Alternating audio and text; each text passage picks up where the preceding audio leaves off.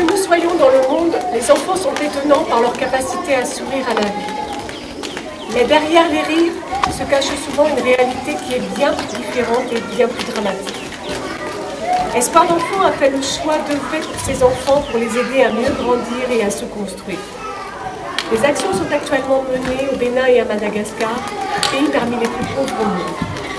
Savez-vous que dans ces pays, le revenu journalier moyen n'excède pas 1,50 €.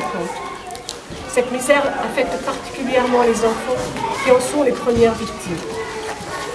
La malnutrition et le manque d'hygiène ont souvent des conséquences dramatiques. Nos actions sont construites autour de deux axes principaux.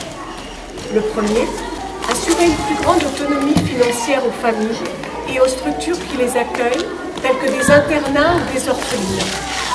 Nous co-construisons avec eux des projets pérennes avec transfert de savoir-faire. Le second volet, c'est d'agir et de mener des actions de sensibilisation pour le respect des droits de l'enfant. Plusieurs actions sont actuellement menées dans ce sens.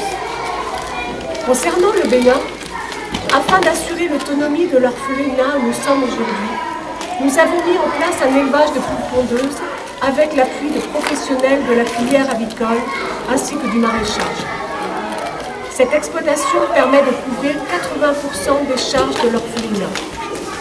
D'autres actions y sont actuellement menées pour améliorer le quotidien des enfants, avec notamment l'installation d'une salle informatique.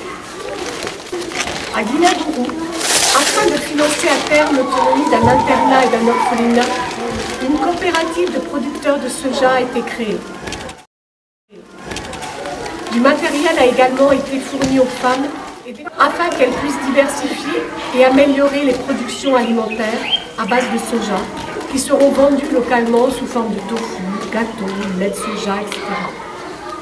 Enfin, à Cotonou, c'est l'aide aux enfants esclaves du marché de Doctampa. Sur le marché, on dénombre pas moins de 23 000 enfants qui y travaillent journalièrement sans être rémunérés. Ces enfants, dits esclaves, ils sont contraints d'y travailler. Ils sont parfois bien traités, mais le plus souvent malmenés.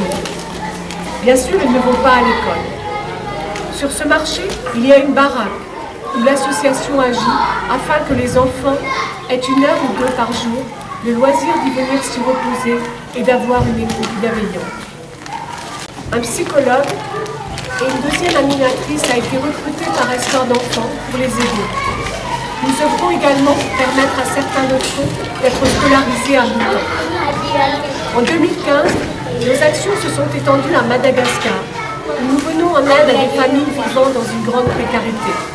Grâce à l'appui de professionnels de la filière avicale, nous mettons notamment en place des élevages de poules pondeuses et les formons à la conduite de leur production. En parallèle, afin d'aider à réinsérer par le sport des jeunes en difficulté à Tana, la capitale, 2 équipes de foot ont été créées. Le but, leur permettre à terme de leur assurer une formation professionnelle.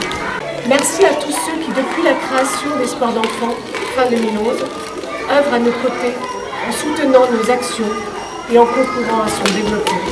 Merci.